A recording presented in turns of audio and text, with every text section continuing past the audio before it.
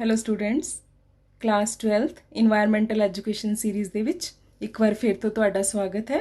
Students, ਅੱਜ ਅਸੀਂ chapter 5th ਵਾਤਾਵਰਣੀ ਪ੍ਰਬੰਧਨ ਭਾਗ 2 ਕਰਨ ਜਾ ਰਹੇ ਹਾਂ।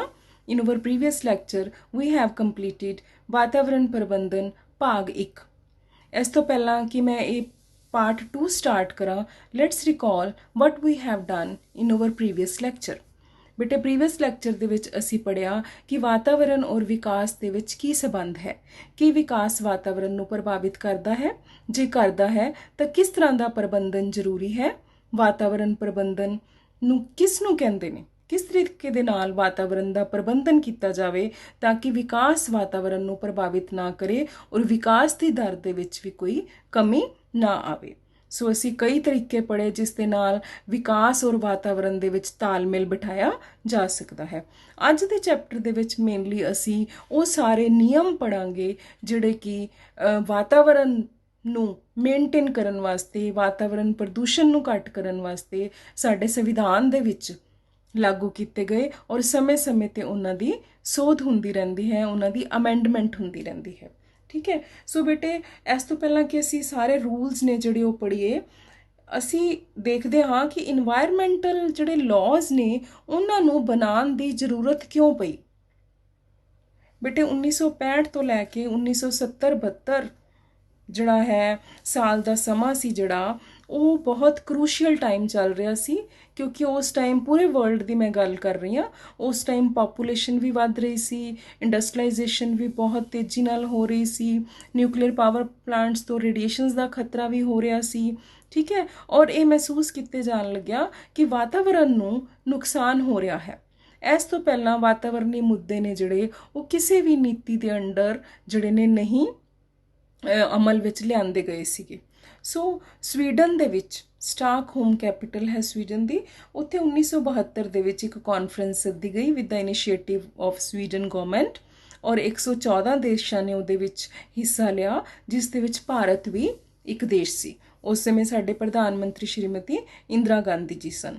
ਸੋ ਉਸ ਕਾਨਫਰੰਸ ਦੇ ਵਿੱਚ ਇਹ ਮੁੱਦਾ ਚੱਕਿਆ ਗਿਆ ਕਿ ਵਾਤਾਵਰਣ ਨੂੰ ਨੁਕਸਾਨ ਹੋ ਰਿਹਾ ਹੈ। ਠੀਕ ਹੈ। ਔਰ ਕਿਹੜੀਆਂ-ਕਿਹੜੀਆਂ ਨੀਤੀਆਂ ਬਣਾਈਆਂ ਜਾਣੀਆਂ ਚਾਹੀਦੀਆਂ ਨੇ, ਹਰ ਇੱਕ ਦੇਸ਼ ਕਿਹੜੇ-ਕਿਹੜੇ ਰੂਲਸ ਬਣਾਏ, ਕਿਹੜੇ-ਕਿਹੜੇ ਕਾਨੂੰਨ ਨੇ ਜਿਹੜੇ ਉਹ ਲਾਗੂ ਕਰੇ ਜਿਸ ਦੇ ਨਾਲ ਵਾਤਾਵਰਣ ਨੂੰ ਨੁਕਸਾਨ ਨਾ ਪਹੁੰਚੇ। ਸੋ ਜਦੋਂ ਸਾਡੇ ਪ੍ਰਧਾਨ ਮੰਤਰੀ ਆਪਣੇ ਦੇਸ਼ ਵਾਪਸ ਆਏ ਤਾਂ ਇਸ ਕਾਨਫਰੰਸ ਤੋਂ ਇੰਨਾ ਪ੍ਰਭਾਵਿਤ ਹੋ ਚੁੱਕੇ ਸੀ ਕਿ ਉਹਨਾਂ ਨੇ ਆਪਣੇ ਦੇਸ਼ ਵਾਪਸੀ ਕਰਦਿਆਂ ਸਾਰ ਆਰਟੀਕਲ 48A ਹੈ ਉਹਦੇ ਵਿੱਚ 42ਵੀਂ ਸੋਧ ਕੀਤੀ, ਜਿਹੜੀ ਕਿ 1976 ਦੇ ਵਿੱਚ ਅਮਲ ਵਿੱਚ ਲਿਆਂਦੀ ਗਈ। ਸੋ ਆਰਟੀਕਲ 48A ਦੇ ਮੁਤਾਬਿਕ, ਠੀਕ ਹੈ, ਕੀ ਨੀਤੀ ਬਣਾਈ ਗਈ ਕਿ ਵਾਤਾਵਰਣ ਦੀ ਸੁਰੱਖਿਆ, ਸੁਧਾਰ, ਜੰਗਲ ਅਤੇ ਜੰਗਲੀ ਜੀਵਨ ਨੂੰ ਸੁਰੱਖਿਆ ਪ੍ਰਦਾਨ ਕੀਤੀ ਜਾਵੇਗੀ। ਇਹ ਰਾਜ ਦੀ ਜ਼ਿੰਮੇਵਾਰੀ ਹੋਵੇਗੀ। ਠੀਕ ਹੈ। ਅਤੇ ਉਹ ਦੇਸ਼ ਦੇ ਵਾਤਾਵਰਣ ਨੂੰ ਸੁਰੱਖਿਆ ਪ੍ਰਦਾਨ ਕਰਨਗੇ, ਜੰਗਲੀ ਅਤੇ ਜੰਗਲੀ ਜੀਵਨ ਨੂੰ ਸੁਰੱਖਿਆ ਦਿੱਤੀ ਜਾਏਗੀ। ਸੋ ਇਹ ਸਾਰਾ ਕੁਝ ਅਸੀਂ ਸਿਰਫ 2 ਜਾਂ 3 ਲਾਈਨਾਂ ਪੜ੍ਹ ਰਹੇ ਹਾਂ, ਮੇਨਲੀ ਜਿਹੜੀਆਂ 48A ਦੇ ਵਿੱਚ ਇਨਵਾਇਰਮੈਂਟ ਦੇ ਨਾਲ ਰਿਲੇਟਿਡ ਨੇ। ਹੋਰ ਵੀ ਬੜੀਆਂ ਅਮੈਂਡਮੈਂਟਸ ਕੀਤੀਆਂ ਗਈਆਂ, ਲੇਕਿਨ ਇਨਵਾਇਰਮੈਂਟ, ਵਾਤਾਵਰਣ ਦੇ ਪੱਖੋਂ ਇਹ ਜ਼ਰੂਰੀ ਕੀਤਾ ਗਿਆ ਕਿ ਜੰਗਲੀ ਔਰ ਜੰਗਲੀ ਜੀਵਨ ਨੂੰ ਕਿਸੇ ਕਿਸਮ ਦਾ ਨੁਕਸਾਨ ਨਹੀਂ ਹੋਣਾ ਚਾਹੀਦਾ। ਇਹ ਹੈ ਆਰਟੀਕਲ 48A। ਠੀਕ ਹੈ।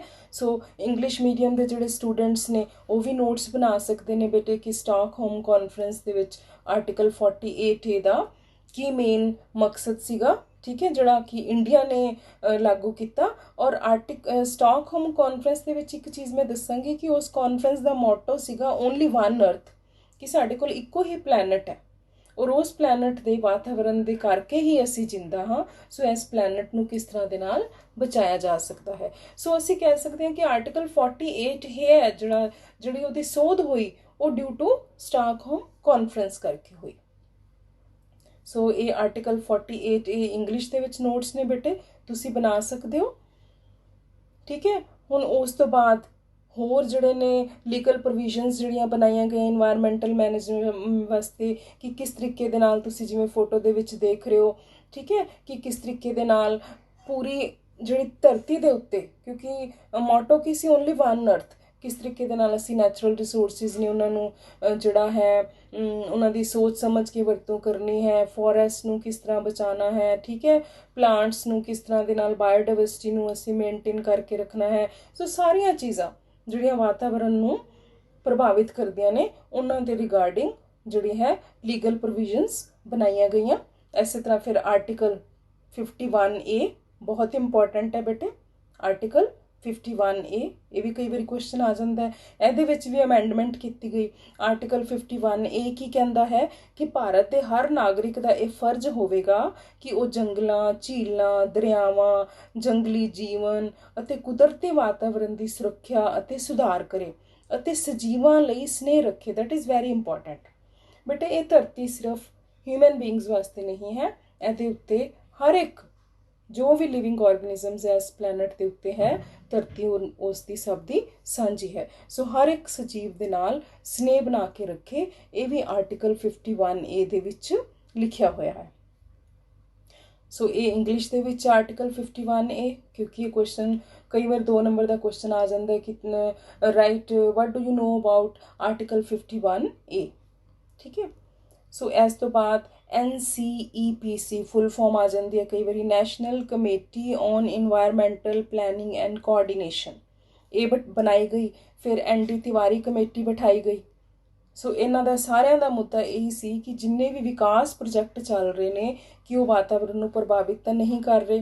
मनुखी रिहाइश दियां योजना बनदी, ठीक है, ਜਿਹੜੇ ਰਿਹਾਇਸ਼ੀ ਇਲਾਕੇ ਬਣ ਰਹੇ ਨੇ ਕਿ ਉਹ ਕਿਸ ਏਰੀਆ ਦੇ ਵਿੱਚ ਬਣ ਰਹੇ ਨੇ, ਕਿ ਜੰਗਲ ਤਾਂ ਨਹੀਂ ਕੱਟੇ ਜਾ ਰਹੇ, ਕੁਦਰਤੀ ਸਰੋਤ ਜਿਵੇਂ ਸਿੱਲੀਆਂ ਭੂਮੀਆਂ, ਵੈਟਲੈਂਡਸ ਨੂੰ ਖਤਰਾ ਤਾਂ ਨਹੀਂ ਹੋ ਰਿਹਾ, ਪਰਿਸਥਿਤਿਕ ਪ੍ਰਬੰਧਾਂ ਦਾ ਸਰਵੇਖਣ ਕੀਤਾ ਜਾਵੇ, ਠੀਕ ਹੈ, ਔਰ ਵਾਤਾਵਰਨ ਸਿੱਖਿਆ ਦਾ ਵੱਧ ਤੋਂ ਵੱਧ ਪ੍ਰਚਾਰ ਕੀਤਾ ਜਾਵੇ। ਸੋ ਇਹ ਕਮੇਟੀ ਨੇ ਜਿਹੜਾ ਹੈ ਆਪਣੀਆਂ ਗਾਈਡਲਾਈਨਸ ਤਿਆਰ ਕੀਤੀਆਂ। ਸੋ ਇਹ ਤਿਵਾਰੀ ਕਮੇਟੀ 1980 ਦੇ ਵਿੱਚ ਹੈ ਜਿਹੜੀ ਬਿਠਾਈ ਗਈ ਸੀ, ठीक है। इंग्लिश मीडियम वाले स्टूडेंट्स भी नोट्स बना सकते हैं। सो इस तरह के नाल हौली हौली जिन्ने भी लॉज सीगे रिगार्डिंग इन्वायरमेंट वो नवे बनाए गए, कुछ पुराने लॉज दे विच अमेंडमेंट्स कीतियां गईयां, ठीक है। जिवें 1980 दे विच डिपार्टमेंट ऑफ इन्वायरमेंट बनाया गया, ठीक है, ताकि एक सेहतमंद वातावरण की सिरजना की जा सके। और 1985 दे विच इस नूं वातावरण ਅਤੇ जंगलात महकमे ਦੇ ਵਿੱਚ बदल दिता गया, ministry of environment and forest department, ठीक है। ਹੁਣ ਇਸ ਨੂੰ MOEF ਦੇ ਨਾਲ ਵੀ ਜਾਣਦੇ ਨੇ। ਹੁਣ ਜਿੰਨੇ ਵੀ रूल्स बने, ठीक है, ਉਹਨਾਂ ਦੇ ਵਿੱਚ ਜਿਹੜੇ ਜਿਹੜੇ ਕਾਨੂੰਨ ਦੇ दायरे ਵਿੱਚ आ रहे ਸੀਗੇ, ठीक है, वो की सी तो कुछ जनरल रूल्स ने, नियम्स बने, कानून बने, बहुत सारे सीगे, वो असी 1 बाय 1 डिस्कस करांगे। जंगल ਅਤੇ जंगली जीवन ਦੇ ਉੱਤੇ ਕਿਹੜੇ-ਕਿਹੜੇ ਕਾਨੂੰਨ लागू ਕੀਤੇ ਗਏ, पानी ਦੇ प्रदूषण ਨੂੰ ਘਟਾਇਆ ਜਾ ਸਕੇ ਕਿਹੜੇ-ਕਿਹੜੇ ਕਾਨੂੰਨ लागू ਕੀਤੇ ਗਏ, ठीक है, हवा प्रदूषण ਨੂੰ ਘਟਾਇਆ ਜਾ ਸਕੇ ਕਿਹੜੇ-ਕਿਹੜੇ ਐਕਟਸ ਬਣੇ। सो 1 बाय 1 ਅਸੀਂ ईयर वाइज करांगे कि सब तो पहला ਕਿਹੜਾ ਕਾਨੂੰਨ ਬਣਿਆ, ठीक है, उस तो बाद ਕਿਹੜਾ ਕਾਨੂੰਨ ਬਣਿਆ, ताकि ਤੁਹਾਨੂੰ लर्न ਕਰਨ ਦੇ ਵਿੱਚ ਵੀ ईजी ਹੋਏ। सो सब तो पहला ਅਸੀਂ ਕਰਦੇ ਹਾਂ जंगल ਅਤੇ जंगली जीवन एक्ट 1972 ਦੇ ਵਿੱਚ। ਸਟਾਕਹੋਮ ਤੋਂ ਪਹਿਲਾਂ ਹੀ ਸਾਡੇ ਦੇਸ਼ ਦੇ ਵਿੱਚ ਇਹ ਕਾਨੂੰਨ ਲਾਗੂ ਸੀਗਾ, ਠੀਕ ਹੈ, ਲੇਕਿਨ ਇਹਦੇ ਵਿੱਚ 1973 ਦੇ ਵਿੱਚ ਅਮੈਂਡਮੈਂਟ ਕੀਤੀ ਗਈ। 1991 ਦੇ ਵਿੱਚ ਇਹਦੇ ਵਿੱਚ ਅਮੈਂਡਮੈਂਟ ਕੀਤੀ ਗਈ। ਵਾਈਲਡ ਲਾਈਫ ਜਿੰਨੇ ਵੀ ਜੰਗਲੀ ਜੀਵ ਨੇ ਜਾਂ ਜੰਗਲ ਨੇ ਉਹਨਾਂ ਨੂੰ, ਉਹਨਾਂ ਦੇ ਨਿਵਾਸ ਸਥਾਨ ਨੇ ਜੰਗਲੀ ਜੀਵਾਂ ਦੇ, ਉਹਨਾਂ ਨੂੰ ਕਿਸੇ ਕਿਸਮ ਦਾ ਨੁਕਸਾਨ ਨਹੀਂ ਹੋਣਾ ਚਾਹੀਦਾ, ठीक है। ਕਿਹੜੇ ਜੀਵਾਂ ਦੀ शिकार किया जा सकता है, ਕਿਹੜੇ ਜੀਵਾਂ ਦਾ शिकार नहीं किया जा सकता, ठीक है, वो सारी लिस्ट बनाई गई। ਕਿਹੜੇ ਏਰੀਆ ਨੂੰ हॉट स्पॉट बनाना है, ਕਿਹੜੇ ਏਰੀਆ ਨੂੰ नैशनल पार्क घोषित करना है, ये सारा कुछ इस कानून के तहत विस्तार विच लिखा गया। इस तरह बेटे वाइल्ड लाइफ के नाल होर भी सब पार्ट्स जिहड़े ने रूल्स हुंदे ने, ठीक है। मेनली तो है the wild life protection act 1972। फिर 1980 ਦੇ ਵਿੱਚ ਇਸ ਦੀ ਅਮੈਂਡਮੈਂਟ ਹੋਈ, ठीक है। फॉरेस्ट कंजरवेशन एंड रूल्स ਜਿਹਦੇ ਵਿੱਚ ਜੰਗਲਾਂ ਦੀ ਸਾਂਭ ਸੰਭਾਲ ਦੇ ਉੱਪਰ एक्ट लागू किया गया। सो ये हैगा वाइल्ड लाइफ प्रोटैक्शन एक्ट 1972, ठीक है। इंग्लिश मीडियम ਦੇ ਵਿੱਚ नोट्स बनाए ने मैं, तुसी नोट कर सकते हो। सेम चीज़ है बेटे, ठीक है, जस्ट लैंग्वेज चेंज हुई है। हुण फॉरेस्ट ਜਿਹੜਾ ਪ੍ਰੋਟੈਕਸ਼ਨ ਰੂਲ ਤੋਂ ਬਾਅਦ water prevention and control of pollution act ਆਇਆ 1974 ਦੇ ਵਿੱਚ। ਤੁਸੀਂ ਈਅਰ ਜ਼ਰੂਰ ਯਾਦ ਕਰਨਾ ਬੇਟੇ ਕਿ ਕਿਹੜੇ ਸਾਲ ਦੇ ਵਿੱਚ ਵਾਟਰ ਪੋਲਿਊਸ਼ਨ ਐਕਟ ਆਇਆ ਸੀ, 1974 ਦੇ ਵਿੱਚ। ਔਰ ਇਹਦੇ ਵਿੱਚ ਜਿਹੜਾ ਇਸ ਤਰ੍ਹਾਂ ਢਾਂਚੇ ਦਾ ਨਿਰਮਾਣ ਇਸ ਤਰ੍ਹਾਂ ਕੀਤਾ ਗਿਆ ਕਿ ਪਾਣੀ ਦੇ ਪ੍ਰਦੂਸ਼ਣ ਨੂੰ ਰੋਕਿਆ ਜਾ ਸਕੇ।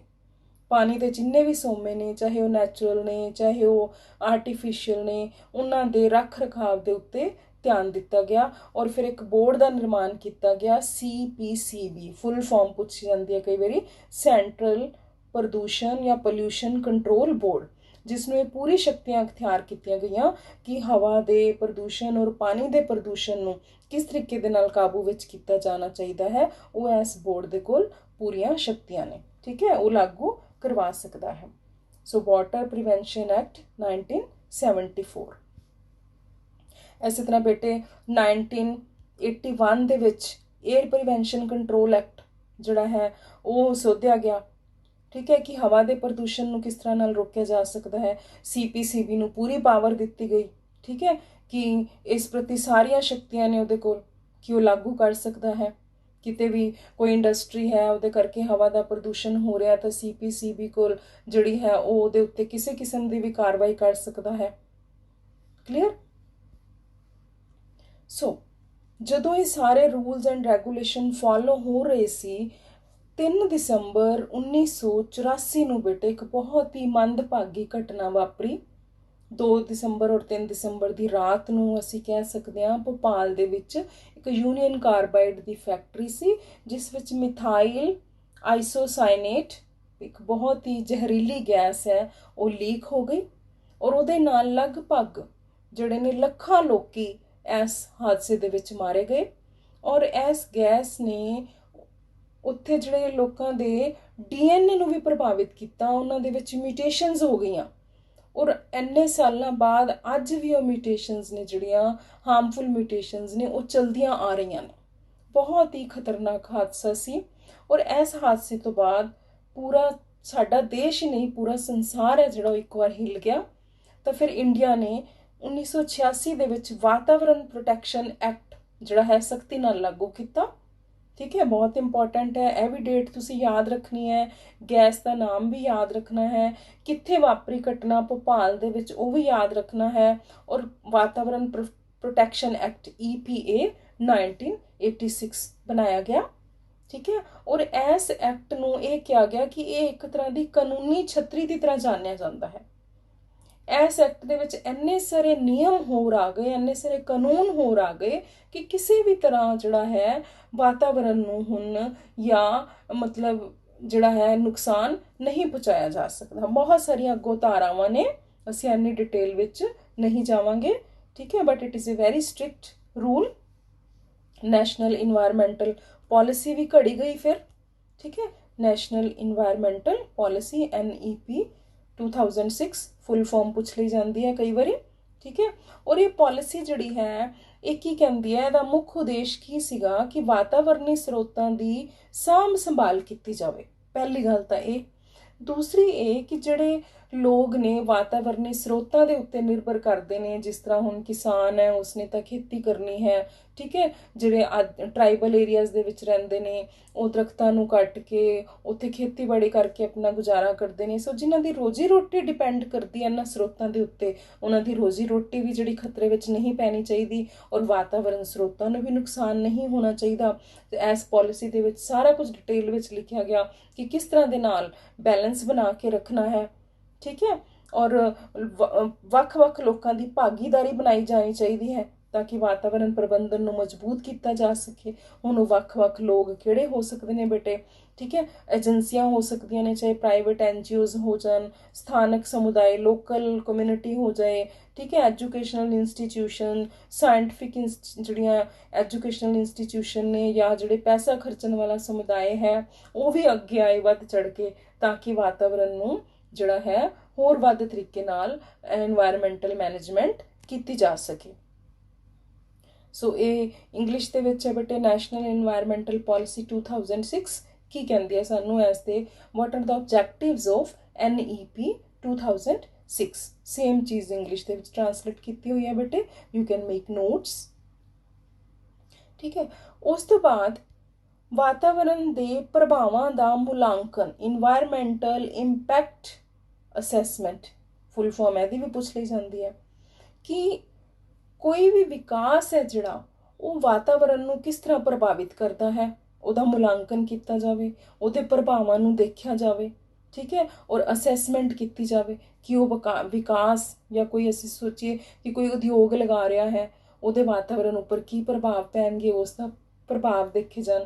ਅਸੈਸਮੈਂਟ ਕੀਤੀ ਜਾਵੇ ਕਿ ਆਉਣ ਵਾਲੇ 10 ਸਾਲਾਂ ਬਾਅਦ ਇਸ ਉਦਯੋਗ ਦਾ ਕੀ ਅਸਰ ਪਏਗਾ ਲੋਕਾਂ 'ਤੇ, ਇਨਵਾਇਰਮੈਂਟ 'ਤੇ ਕੀ ਅਸਰ ਪਏਗਾ, ਆਸ-ਪਾਸ ਦੇ ਕੁਦਰਤੀ ਸਰੋਤਾਂ ਦੇ ਉੱਪਰ ਕੀ ਅਸਰ ਪਏਗਾ। ਸੋ ਇਹ ਇੱਕ ਨਿਯਮ ਬਣਾਇਆ ਗਿਆ। ਠੀਕ ਹੈ, ਕਿ ਸਾਡੇ ਜਿਹੜੇ ਕੁਦਰਤੀ ਸਰੋਤ ਨੇ, ਹਵਾ, ਭੂਮੀ, ਪੌਦੇ, ਕੀ ਇਹਨਾਂ ਦੇ ਉੱਪਰ ਕੋਈ ਮਾੜਾ ਅਸਰ ਤਾਂ ਨਹੀਂ ਪੈ ਰਿਹਾ। ਠੀਕ ਹੈ, ਸਾਡੇ ਸਮੁੰਦਰ ਨੇ, ਠੀਕ ਹੈ, ਸਾਡੇ ਖਣਿਜ ਨੇ, ਠੀਕ ਹੈ, ਵਿਕਾਸ ਦਾ ਸਭ ਤੋਂ ਵੱਡਾ ਇਹ ਸਰੋਤ ਨੇ, ਕਿ ਇਹਨਾਂ ਦੇ ਉੱਪਰ ਕੋਈ ਮਾੜਾ ਅਸਰ ਤਾਂ ਨਹੀਂ ਹੋਏਗਾ। ਸਾਡੀ ਸੱਭਿਆਚਾਰ ਜਿਵੇਂ ਇਮਾਰਤਾਂ ਨੇ, ਕੁਦਰਤੀ ਅਜੂਬੇ ਨੇ, ਜਿਸ ਤਰ੍ਹਾਂ ਹੁਣ ਤੁਸੀਂ ਦੇਖਦੇ ਹੋ ਤਾਜ ਮਹਿਲ ਦੇ ਨਾਲ ਕਈ ਰਿਫਾਈਨਰੀਜ਼ ਸੀਗੀਆਂ, ਠੀਕ ਹੈ, ਉਹ ਬੈਨ ਕਰ ਦਿੱਤੀਆਂ ਗਈਆਂ ਕਿਉਂਕਿ ਉਹ ਤਾਜ ਮਹਿਲ ਨੂੰ ਖਤਰਾ ਪੈਦਾ ਕਰ ਰਹੀਆਂ ਸੀ। ਉਹਨਾਂ ਦੇ ਧੂਏ ਦੇ ਨਾਲ ਪੱਥਰ ਹੈ ਜਿਹੜਾ ਉਹ ਖਰਾਬ ਹੋ ਰਿਹਾ ਸੀ। ਸੋ ਉਹ ਇਨਵਾਇਰਮੈਂਟਲ ਇੰਪੈਕਟ ਅਸੈਸਮੈਂਟ ਕੀਤੀ ਨਾ, ਕਿ ਪ੍ਰਭਾਵ ਦੇਖਿਆ ਕਿ ਸਾਡੇ ਕੁਦਰਤੀ ਅਜੂਬਿਆਂ 'ਤੇ ਤਾਂ ਕੋਈ ਪ੍ਰਭਾਵ ਨਹੀਂ ਮਾੜਾ ਪੈ ਰਿਹਾ। ਠੀਕ ਹੈ, ਸੋ ਇਸ ਤਰ੍ਹਾਂ ਇਹ ਜਿਹੜੇ ਨੋਰਮਸ ਨੇ 1994 ਦੇ ਵਿੱਚ ਲਾਗੂ ਕੀਤੇ ਗਏ ਔਰ ਫਿਰ 2006 ਦੇ ਵਿੱਚ ਵੀ ਮੋਡੀਫਾਈ ਹੋਏ। ਠੀਕ ਹੈ, ਇਹ ਹਰ 5 ਸਾਲ 10 ਸਾਲ ਬਾਅਦ ਇਨਵਾਇਰਮੈਂਟਲ ਇੰਪੈਕਟ ਅਸੈਸਮੈਂਟ ਨੋਰਮਸ ਨੇ ਜਿਹੜੇ ਇਹ ਚੇਂਜ ਹੁੰਦੇ ਰਹਿੰਦੇ ਨੇ। ਠੀਕ ਹੈ, ਸੋ ਇਹਦੇ ਵਿੱਚ ਕੀ ਦੇਖਣਾ ਹੈ ਅਸੀਂ ਇਨਵਾਇਰਮੈਂਟਲ ਇੰਪੈਕਟ ਅਸੈਸਮੈਂਟ ਦੇ ਵਿੱਚ, ਕਿ ਕੋਈ ਪ੍ਰੋਜੈਕਟ ਹੈ ਵਾਤਾਵਰਨ ਪ੍ਰਭਾਵਾਂ ਨੂੰ ਪਹਿਲਾਂ ਤੋਂ ਦੱਸੇਗਾ। ਉਹ ਆਪਣੀ ਪੂਰੀ ਲਿਸਟ ਬਣਾ ਕੇ ਦੇਗਾ ਕਿ ਮੈਂ ਇਹ ਪ੍ਰੋਜੈਕਟ ਸ਼ੁਰੂ ਕਰ ਰਿਹਾ, ਕੁਦਰਤੀ ਸਰੋਤ ਨੇ ਇੰਨੇ ਵਰਤੇ ਜਾਣਗੇ, ਕੁਦਰਤੀ ਸਰੋਤਾਂ ਨੂੰ ਇਹ ਨੁਕਸਾਨ ਹੋਏਗਾ ਜਾਂ ਨਹੀਂ ਹੋਏਗਾ। ਠੀਕ ਹੈ, ਕੋਈ ਵੀ ਇੰਡਸਟਰੀਲਿਸਟ ਹੈ ਉਹ ਇੰਡਸਟਰੀ ਲਗਾਉਣ ਤੋਂ ਪਹਿਲਾਂ ਉਸ ਨੂੰ EIA ਦੇ ਨੋਰਮਸ ਫੋਲੋ ਕਰਨੇ ਪੈਣਗੇ, ਉਹਨਾਂ ਦਾ ਫਾਰਮ ਭਰ ਕੇ ਦੇਣਾ ਪਏਗਾ। ਠੀਕ ਹੈ, ਔਰ ਅਗਰ ਕੋਈ ਪ੍ਰਭਾਵ ਮਾੜਾ ਪੈ ਰਿਹਾ ਤਾਂ ਉਸ ਨੂੰ ਘੱਟ ਕਰਨ ਦੇ ਤਰੀਕੇ ਵੀ ਉਸ ਨੂੰ ਦੱਸਣੇ ਪੈਣਗੇ। ਵਾਤਾਵਰਨ, ਸਥਾਨਕ ਵਾਤਾਵਰਨ ਦੇ ਅਨੁਸਾਰ ਹੀ ਉਸ ਨੂੰ ਉਹ ਪ੍ਰੋਜੈਕਟ ਲਾਣਾ ਪਏਗਾ। ਠੀਕ ਹੈ, ਔਰ ਨੀਤੀ ਘਾੜਿਆਂ ਸਾਹਮਣੇ ਪ੍ਰਭਾਵਾਂ ਸੰਬੰਧੀ ਪਹਿਲਾਂ ਤੋਂ ਹੀ ਸਾਰਾ ਕੁਝ ਕਲੀਅਰ ਦੱਸਣਾ ਪਏਗਾ। ਠੀਕ ਹੈ, ਇਹ ਇਨਵਾਇਰਮੈਂਟਲ ਇੰਪੈਕਟ ਅਸੈਸਮੈਂਟ ਦੇ ਜਿਹੜੇ ਨੋਰਮਸ ਨੇ ਉਹ ਕੰਪਲਸਰੀ ਨੇ ਕਿਸੇ ਵੀ ਵਿਕਾਸ ਪ੍ਰੋਜੈਕਟ ਨੂੰ ਸ਼ੁਰੂ ਕਰਨ ਤੋਂ ਪਹਿਲਾਂ। ਸੋ ਬੇਟੇ ਇਹ ਇੰਗਲਿਸ਼ ਵਿੱਚ ਹੈ ਇਨਵਾਇਰਮੈਂਟਲ ਇੰਪੈਕਟ ਅਸੈਸਮੈਂਟ। ਠੀਕ ਹੈ, ਇਹਦੇ ਵਿੱਚ ਵੀ ਦੇਖੋ ਕੀ ਲਿਖਿਆ ਹੋਇਆ ਕਿ ਇਨਵਾਇਰਮੈਂਟ ਦੇ ਉੱਪਰ natural, social and economic aspects ਨੇ ਜਿਹੜੇ ਉਹ ਦੇਖਣੇ ਬਣਦੇ ਨੇ। ਕੋਈ ਵੀ ਪ੍ਰੋਜੈਕਟ ਸ਼ੁਰੂ ਕਰਨ ਤੋਂ ਪਹਿਲਾਂ ਉਹਦੇ ਪੋਜ਼ਿਟਿਵ ਐਂਡ ਨੈਗੇਟਿਵ ਇੰਪੈਕਟਸ ਨੇ ਉਹ ਦੇਖੇ ਜਾਣਗੇ। ਠੀਕ ਹੈ, ਫਿਰ ਕੀ ਕੀਤਾ ਜਾਏਗਾ, ਮੇਨ ਸਟੈਪਸ ਕੀ ਨੇ, ਸਕਰੀਨਿੰਗ ਕਰਨਾ, ਠੀਕ ਹੈ, scoping, prediction and mitigation, management and monitoring की चलो अगर गवर्नमेंट ने अलाउ कर भी दिता है लेकिन फिर भी वो 10 साल तक मॉनिटर करेगी उस एरिया ਨੂੰ कि कोई माड़ा प्रभाव तो नहीं पै रहा, फिर ऑडिट होएगा। ठीक है, so all these are the steps of EIA। ਹੁਣ ਮੈਂ ਤੁਹਾਨੂੰ ਕਿਹਾ ਸੀ ਬੇਟੇ ਕਿ ਕੁਝ ਜਨਰਲ ਰੂਲਸ ਵੀ ਨੇ, ਕੁਝ ਜਨਰਲ ਕਾਨੂੰਨ ਵੀ ਬਣਾਏ ਗਏ ਨੇ। ਠੀਕ ਹੈ, 1986 ਦੇ ਵਿੱਚ ਜਿਵੇਂ ਵਾਤਾਵਰਣ ਸੁਰੱਖਿਆ ਐਕਟ ਕੇਂਦਰ ਸਰਕਾਰ ਨੂੰ ਅਖਤਿਆਰ ਹੈ ਕਿ ਉਹ ਵਾਤਾਵਰਣ ਦੀ ਗੁਣਵੱਤਾ ਦੀ ਸੁਰੱਖਿਆ ਅਤੇ ਸੁਧਾਰ ਕਰੇ, ਪ੍ਰਦੂਸ਼ਣ ਨੂੰ ਕਾਬੂ ਕਰੇ, ਘਟਾਏ, ਉਦਯੋਗਾਂ ਨੂੰ ਲਗਾਉਣ ਅਤੇ ਚਲਾਉਣ ਦੌਰਾਨ ਵਾਤਾਵਰਣ ਨੂੰ ਹੋਣ ਵਾਲੀ ਹਾਨੀ ਨੂੰ ਰੋਕੇ। ਇਹ ਵੀ ਇੱਕ ਸੈਪਰੇਟ ਤੋਂ ਕਾਨੂੰਨ ਬਣਿਆ ਹੋਇਆ ਹੈ। ਠੀਕ ਹੈ, ਇਸ ਤੋਂ ਇਲਾਵਾ ਹੋਰ ਕਈ ਕਾਨੂੰਨ ਨੇ ਜਿਹੜੇ ਜਨਰਲ ਕਾਨੂੰਨ ਨੇ। ਖਤਰਨਾਕ ਵਿਅਰਥ ਪਦਾਰਥਾਂ ਦਾ ਪ੍ਰਬੰਧਨ, ਇਹ ਵੀ ਇੱਕ ਰੂਲ ਹੈ। ਖਤਰਨਾਕ ਪਦਾਰਥਾਂ ਦਾ ਉਤਪਾਦਨ, ਜਿਸ ਤਰ੍ਹਾਂ ਕਰੈਕਰਸ ਨੇ, ਦੀਵਾਲੀ 'ਤੇ ਕਰੈਕਰਸ ਫੁੱਟਦੇ ਨੇ, ਉਹ ਫੈਕਟਰੀ ਕਿੱਥੇ ਹੈ, ਉਹਦੇ ਵਾਸਤੇ ਵੀ ਪੂਰੀ ਪਰਮਿਸ਼ਨ ਲੈਣੀ ਪਏਗੀ। ਕਿਸ ਤਰ੍ਹਾਂ ਦੇ ਨਾਲ ਕਰੈਕਰਸ ਨੇ ਜਿਹੜੇ ਸੰਭਾਲ ਕੇ ਰੱਖੇ ਜਾਂਦੇ ਨੇ। ਜਾਂ ਖਤਰਨਾਕ ਸੂਖਮ ਜੀਵ ਨੇ, ਠੀਕ ਹੈ, ਜਿਸ ਤਰ੍ਹਾਂ ਕਈ ਵਾਇਰਸ ਬਿਮਾਰੀਆਂ ਫੈਲਾਉਂਦੇ ਨੇ ਕਿ ਕਿਸੇ ਦੇਸ਼ ਨੇ ਉਹ ਸੰਭਾਲ ਕੇ ਤਾਂ ਨਹੀਂ ਰੱਖੇ ਹੋਏ। ਠੀਕ ਹੈ, ਜਾਂ ਬਾਇਓਟੈਕਨੋਲੋਜੀ ਨਾਲ ਕੁਛ ਐਸਾ ਬੈਕਟੀਰੀਆ ਬਣਾ ਲਿਆ ਜਿਹੜਾ ਕਿ ਅਗਰ ਛੱਡ ਦਿੱਤਾ ਜਾਵੇ ਤਾਂ ਉਹ ਬਹੁਤ ਮਹਾਮਾਰੀ ਫੈਲਾ ਸਕਦਾ ਹੈ। ਠੀਕ ਹੈ, ਇਸ ਤਰ੍ਹਾਂ ਦੇ ਬਹੁਤ ਸਾਰੇ ਰੂਲਸ ਐਂਡ ਰੈਗੂਲੇਸ਼ਨ ਨੇ। ਅਗਰ ਕੋਈ ਦੇਸ਼ ਫੋਲੋ ਨਹੀਂ ਕਰਦਾ ਤਾਂ ਉਸ ਨੂੰ ਫਿਰ ਜਿਹੜਾ ਹੈ ਉਸ ਨੂੰ ਕਾਨੂੰਨੀ ਅਖਤਿਆਰ ਦੇ ਵਿੱਚ ਲਿਆ ਜਾ ਸਕਦਾ ਹੈ। ਪਬਲਿਕ ਲਾਇਬਿਲਿਟੀ ਇੰਸ਼ੋਰੈਂਸ ਐਕਟ ਹੈ ਕਿ ਅਗਰ ਕਿਸੇ ਦੁਰਘਟਨਾ ਦੇ ਵਿੱਚ ਕਿਸੇ ਦੀ ਮ੍ਰਿਤੂ ਹੋ ਜਾਂਦੀ ਹੈ ਤਾਂ ਉਸਨੂੰ ਇੱਕਦਮ ਸਹਾਇਤਾ ਦਿੱਤੀ ਜਾ ਸਕਦੀ ਹੈ ਇਸ ਐਕਟ ਦੇ ਤਹਿਤ। ठीक है। सो अलग अलग तरह के रूल्स ने। The national environmental tribunal act है कि किसी व्यक्ति की जायदाद ਅਤੇ ਖਤਰਨਾਕ ਪਦਾਰਥ ਨੂੰ ਪਕੜਦੇ ਸਮੇਂ ਹੋਣ ਵਾਲੀ ਕਿਰਿਆ ਦੇ ਨਤੀਜੇ ਵਜੋਂ ਵਾਤਾਵਰਣ ਵਿੱਚ ਅਗਰ ਕੋਈ ਪ੍ਰੋਬਲਮ ਆਈ ਹੈ ਜਾਂ ਉਸ ਵਿਅਕਤੀ ਨੂੰ ਪਰਸਨਲ ਨੁਕਸਾਨ ਹੋਇਆ ਤਾਂ ਉਸ ਦੀ ਭਰਪਾਈ ਕਰਨੀ ਬਣਦੀ ਹੈ। ਬਾਇਓਮੈਡੀਕਲ ਵੇਸਟ, ਹਸਪਤਾਲਾਂ ਦੇ ਵਿੱਚ ਜਿਹੜਾ ਵੇਸਟ ਹੈ ਉਸ ਨੂੰ ਕਿਸ ਤਰ੍ਹਾਂ ਹੈਂਡਲ ਕਰਨਾ ਹੈ ਉਹਦੇ ਵੀ ਰੂਲਸ ਨੇ। ਠੀਕ ਹੈ। ਮਿਊਨਿਸਪਲ ਸੋਲਿਡ ਵੇਸਟ ਨੂੰ ਕਿਸ ਤਰ੍ਹਾਂ ਦੇ ਨਾਲ ਮੈਨੇਜ ਕਰਨਾ ਹੈ। ਓਜ਼ੋਨ ਡਿਪਲੀਟਿੰਗ ਸਬਸਟੈਂਸਿਸ ਕਿੰਨੇ ਯੂਜ਼ ਕਰਨੇ ਚਾਹੀਦੇ ਨੇ, ਕਿੰਨੇ ਨਹੀਂ ਕਰਨੇ ਚਾਹੀਦੇ, ਰੂਲਸ ਬਣੇ ਹੋਏ ਨੇ। ਠੀਕ ਹੈ। The battery management and holding rules ਹੈ। ਜਿੰਨੇ ਵੀ ਇਲੈਕਟ੍ਰੋਨਿਕ ਆਈਟਮਸ ਨੇ ਉਹਨਾਂ ਦੇ ਵਿੱਚ ਬੈਟਰੀਜ਼ ਹੁੰਦੀਆਂ ਨੇ। ਠੀਕ ਹੈ। ਉਹ ਬੈਟਰੀਜ਼ ਨੂੰ ਕਿਸ ਤਰ੍ਹਾਂ ਹੈਂਡਲ ਕਰਨਾ ਹੈ, ਕਿਸ ਤਰ੍ਹਾਂ ਡਿਸਪੋਜ਼ ਆਫ ਕਰਨਾ ਹੈ, 2001 ਦੇ ਵਿੱਚ ਰੂਲ ਬਣਿਆ ਹੋਇਆ ਹੈ। ਠੀਕ ਹੈ। ਬਾਇਓਲੋਜੀਕਲ ਡਾਇਵਰਸਿਟੀ ਐਕਟ ਹੈ 2002 ਦੇ ਵਿੱਚ ਹੋਇਆ ਸੀ ਕਿ ਜੈਵਿਕ ਵਿਭਿੰਨਤਾ ਦੀ ਸਾਂਭ ਸੰਭਾਲ ਕਿਵੇਂ ਕੀਤੀ ਜਾ ਸਕਦੀ ਹੈ। ਸੋ ਇਹ ਸਾਰੇ ਰੂਲਸ ਐਂਡ ਰੈਗੂਲੇਸ਼ਨ ਨੇ ਬਹੁਤ ਪਹਿਲਾਂ ਤੋਂ ਇੰਡੀਆ ਦੇ ਵਿੱਚ ਚੱਲਦੇ ਆ ਰਹੇ ਨੇ। ਐਸਾ ਨਹੀਂ ਹੈ ਕਿ 1972 ਸਟਾਕਹੋਮ ਕਾਨਫਰੰਸ ਤੋਂ ਬਾਅਦ ਅਸੀਂ ਇਹ ਕੰਮ ਸ਼ੁਰੂ ਕੀਤਾ ਹੈ। ਇੰਡੀਆ ਤਾਂ ਜਿਹੜਾ ਹੈ ਵਾਤਾਵਰਣ ਪੱਖੋਂ ਮੋਢੀ ਦੇਸ਼ ਹੈ ਜਿਸ ਨੇ ਸਭ ਤੋਂ ਪਹਿਲਾਂ ਵਾਤਾਵਰਣ ਦੀ ਸਾਂਭ ਸੰਭਾਲ ਵਾਸਤੇ ਕਦਮ ਚੁੱਕੇ। ਠੀਕ ਹੈ। ਸੋ ਵਾਤਾਵਰਣ ਮਸਲੇ ਨਾਲ ਸੰਬੰਧਿਤ ਮਹੱਤਵਪੂਰਨ ਸੰਸਥਾਨ ਵੀ ਨੇ ਸਾਡੇ ਦੇਸ਼ ਦੇ ਵਿੱਚ, ਜਿਵੇਂ ਡਿਪਾਰਟਮੈਂਟ ਆਫ ਇਨਵਾਇਰਮੈਂਟ ਹੈ, ministry of environment and forest ਹੈ। ਠੀਕ ਹੈ। ਇਹ ਸਾਰੇ ਨਾਮ ਜਸਟ ਤੁਸੀਂ ਇੱਕ ਵਾਰ ਰੀਡ ਕਰ ਲੈਣੇ ਨੇ ਔਰ ਤੁਹਾਨੂੰ ਨਾਮ ਤੋਂ ਹੀ ਪਤਾ ਚੱਲ ਰਿਹਾ ਕਿ ਇਹਨਾਂ ਇੰਸਟੀਟਿਊਸ਼ਨ ਦੇ ਵਿੱਚ ਕਿਸ ਤਰ੍ਹਾਂ ਦਾ ਕੰਮ ਹੁੰਦਾ ਹੋਏਗਾ। Department of science and technology ਹੈ, department of agriculture and cooperation ਹੈ, ਡਿਪਾਰਟਮੈਂਟ ਆਫ ਬਾਇਓਟੈਕਨੋਲੋਜੀ ਹੈ, ਡਿਪਾਰਟਮੈਂਟ ਆਫ ਓਸ਼ਨ ਡਿਵੈਲਪਮੈਂਟ ਹੈ। ठीक है। डिपार्टमेंट ऑफ स्पेस है, ministry of non conventional energy resources एक अलग डिपार्टमेंट है। ठीक है। और इस तो इलावा बोर्ड कायम किए गए हैं जिमें CPC, पहले ही मैं तुहानूं दसदा, CPCB central pollution control board. इस तरह स्टेट पोल्यूशन कंट्रोल बोर्ड अपनी स्टेट का अलग होंदा है। ठीक है। Indian council of forestry research and education, forest research institution, forest survey of India, wildlife institute of India, all these are the institution जिथे स्टूडेंट्स नूं जिहड़ा है एजुकेशन भी दिती जाती है कि किस तरह दे नाल असी इन्वायरमेंट नूं बैलेंस करना है, मैनेजमेंट करना है। ठीक है। होर भी बहुत सारे नाम ने। National environmental engineering research institute है, ये सारे साडी बुक दे विच दिते हुए ने। बोटैनिकल सर्वे ऑफ इंडिया है, जूलॉजिकल सर्वे ऑफ इंडिया है, national wetlands development wasteland development board है, national museum of natural history है, सेंटर फॉर इन्वायरमेंटल एजुकेशन है, Wadia institute of Himalayan geology. All these institutes they are directly or indirectly meant for creating awareness among the society how to maintain the environment। ठीक है बेटे। सो बेटे उन्हें बहुत important slide है कि from independence to Stockholm conference 1947 ਦੇ ਵਿੱਚ ਅਸੀਂ ਆਜ਼ਾਦ ਹੋਏ ਸੀ ਔਰ 1972 ਦੇ ਵਿੱਚ ਸਟਾਕਹੋਮ ਕਾਨਫਰੰਸ ਹੋਈ ਸੀ। ਸੋ ਇਹਦਾ ਕਹਿਣ ਦਾ ਮਤਲਬ ਹੈ ਕਿ ਸਟਾਕਹੋਮ ਕਾਨਫਰੰਸ ਤੋਂ ਪਹਿਲਾਂ ਹੀ ਸਾਡੇ ਦੇਸ਼ ਦੇ ਵਿੱਚ ਬਹੁਤ ਸਾਰੇ ਐਸੇ ਕਾਨੂੰਨ ਸੀ ਜਿਹੜੇ ਕਿ ਲਾਗੂ ਸੀ। ਠੀਕ ਹੈ। ਰਿਗਾਰਡਿੰਗ ਇਨਵਾਇਰਮੈਂਟ ਕਿ ਇਨਵਾਇਰਮੈਂਟ ਨੂੰ ਅਸੀਂ ਕਿਸ ਤਰੀਕੇ ਦੇ ਨਾਲ ਪ੍ਰਬੰਧਨ ਕਰਨਾ ਹੈ। ਜਿਸ ਤਰ੍ਹਾਂ ਫੈਕਟਰੀਜ਼ ਐਕਟ 1948 ਪਹਿਲਾਂ ਹੀ ਸੀਗਾ। Prevention of food adulteration act ਵੀ ਪਹਿਲਾਂ ਹੀ ਬਣਿਆ ਹੋਇਆ ਸੀ। River board act 1956, mines and mineral act 1957 ਤੋਂ ਚੱਲਦਾ ਆ ਰਿਹਾ। ਅਮੈਂਡਮੈਂਟਸ ਹੁੰਦੀਆਂ ਰਹਿੰਦੀਆਂ ਨੇ time to time. Ancient monument and archaeological site 1958, atomic energy act 1962, insecticidal act 1968। So ये जोड़े कानून ने ये बहुत पहला तो ही लागू ने। सो जरूरत की है ये सारे कानून की पालना करने की। ठीक है। खास करके जो वातावरण का मसला है तो सानू किसी किस्म की भी जिहड़ी है लापरवाही नहीं वरतनी चाहिए।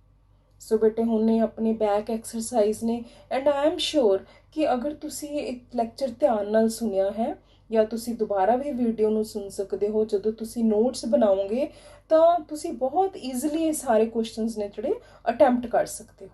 ठीक है। वातावरण प्रबंधन लई कानून की क्यों जरूरत है असीं ये भी पढ़ लिया। ठीक है। राज सरकार की भारतीय संविधान अनुसार वातावरण की सुरक्षा प्रति की जिम्मेवारी है। ठीक है। हर एक राज सरकार ने अपने ਜਿਹੜੇ ਨੇ ਸਟੇਟ ਕੰਟਰੋਲ ਪੋਲਿਊਸ਼ਨ ਬੋਰਡ ਸਥਾਪਿਤ ਕੀਤੇ ਹੋਏ ਨੇ। ਹੁਣ ਉਹਨਾਂ ਦਾ ਕੰਮ ਕੀ ਹੈ? ਹਰ ਇੱਕ ਕਿਸਮ ਦੇ ਪ੍ਰਦੂਸ਼ਣ ਨੂੰ ਕਾਬੂ ਵਿੱਚ ਰੱਖਣਾ। ਵਾਤਾਵਰਣ ਪ੍ਰਭਾਵਾਂ ਦੇ ਮੁਲਾਂਕਣ ਤੋਂ ਕੀ ਭਾਵ ਹੈ, ਤੁਸੀਂ ਅੱਛੀ ਤਰ੍ਹਾਂ ਨਾਲ ਸਮਝ ਲਿਆ। ਠੀਕ ਹੈ। ਇਨਵਾਇਰਮੈਂਟਲ ਐਕਟ ਦਾ ਕੀ ਮੁੱਖ ਮੰਤਵ ਸੀ? ਇਨਵਾਇਰਮੈਂਟਲ ਰੂਲਸ ਕਿਉਂ ਬਣਾਏ ਗਏ? ਨੈਸ਼ਨਲ ਇਨਵਾਇਰਮੈਂਟਲ ਪਾਲਿਸੀ 2006 ਅਸੀਂ ਬਹੁਤ ਡਿਟੇਲ ਦੇ ਵਿੱਚ ਕੀਤਾ। ਠੀਕ ਹੈ। ਔਰ ਇਹ ਛੋਟੇ ਉੱਤਰਾਂ ਵਾਲੇ ਪ੍ਰਸ਼ਨ ਨੇ। ਠੀਕ ਹੈ। ਵਾਤਾਵਰਣੀ ਕਾਨੂੰਨਾਂ ਦੇ ਘੇਰੇ ਵਿੱਚ ਆਉਣ ਵਾਲੇ ਖੇਤਰਾਂ ਦੇ ਨਾਮ ਦੱਸੋ, ਜਿਹੜੇ ਅਸੀਂ 4 ਖੇਤਰ ਕੀਤੇ ਸੀਗੇ। ਠੀਕ ਹੈ। ਜੰਗਲੀ ਜੀਵ, ਹਵਾ, ਪਾਣੀ ਔਰ ਜਨਰਲ ਜਿਹੜੇ ਖੇਤਰ ਨੇ। ਸੰਵਿਧਾਨ ਅਨੁਸਾਰ ਨਾਗਰਿਕਾਂ ਦੀ ਕੀ ਜਿਹੜੀ ਹੈ ਜ਼ਿੰਮੇਵਾਰੀ ਬਣਦੀ ਹੈ? ਆਰਟੀਕਲ 51 ਨੇ ਹੈ। ਠੀਕ ਹੈ। ਇਸੇ ਤਰ੍ਹਾਂ ਵੱਡੇ ਜਿਹੜੇ ਲੌਂਗ ਆਨਸਰ ਕੁਐਸਚਨ ਕੀ ਨੇ? ਇਨਵਾਇਰਮੈਂਟਲ ਪ੍ਰੋਟੈਕਸ਼ਨ ਐਕਟ 1986 ਕੀ ਕਹਿੰਦਾ ਹੈ? ਵਾਤਾਵਰਣੀ ਪ੍ਰਬੰਧਨ ਨਾਮੀ ਸ਼ਬਦ ਵਿੱਚ ਭਾਰਤ ਨਵਾਂ ਨਹੀਂ ਹੈ। ਇਹ ਲਾਸਟ ਟੌਪਿਕ ਅਸੀਂ ਕੀਤਾ ਕਿ ਵਾਤਾਵਰਣ ਪ੍ਰਬੰਧਨ ਤਾਂ 1972 ਦੇ ਵਿੱਚ ਮੇਨਲੀ ਚਰਚਾ ਦੇ ਵਿੱਚ ਆਇਆ, ਲੇਕਿਨ ਉਸ ਤੋਂ ਪਹਿਲਾਂ ਹੀ ਭਾਰਤ ਹੈ ਜਿਹੜਾ ਇਸ ਦੇ ਪ੍ਰਤੀ ਸਜੇਗ ਰਿਹਾ ਹੈ। ਨੈਸ਼ਨਲ ਇਨਵਾਇਰਮੈਂਟਲ ਪਾਲਿਸੀ 2006 ਕੀ ਹੈ? ਵਾਤਾਵਰਣ ਪ੍ਰਬੰਧਨ ਦੇ ਮੁਲਾਂਕਣ ਤੋਂ ਕੀ ਭਾਵ ਹੈ? ਠੀਕ ਹੈ, ਕਿ ਜਿਹੜੀ ਅਸੈਸਮੈਂਟ ਅਸੀਂ ਕਰਨੀ ਹੈ। ਵਾਤਾਵਰਣੀ ਮਸਲਿਆਂ ਨਾਲ ਸੰਬੰਧਿਤ ਕੁਝ ਮਹੱਤਵਪੂਰਨ ਸੰਸਥਾਵਾਂ ਦੇ ਨਾਮ ਦੱਸੋ। ਅਸੀਂ ਇੰਨੇ ਸਾਰੇ ਸੰਸਥਾਵਾਂ ਦੇ ਨਾਮ ਯਾਦ ਕੀਤੇ ਨੇ, ਤੁਸੀਂ ਕੋਈ ਵੀ 5 ਜਾਂ 6 ਨਾਮ ਜਿਹੜੇ ਤੁਹਾਨੂੰ ਈਜ਼ੀ ਲੱਗਦੇ ਨੇ ਉਹ ਤੁਸੀਂ ਲਿਖ ਸਕਦੇ ਹੋ। ਠੀਕ ਹੈ ਬੇਟੇ। ਸੋ ਇਸ ਦੇ ਨਾਲ ਹੀ ਸਾਡਾ 5th ਚੈਪਟਰ ਦਾ ਪਾਰਟ 2 ਵਾਤਾਵਰਣੀ ਪ੍ਰਬੰਧਨ ਭਾਗ 2 ਅਸੀਂ ਕੰਪਲੀਟ ਕਰ ਰਿਹਾ ਹੈ। ਠੀਕ ਹੈ। We will meet in the next lecture. Thank you.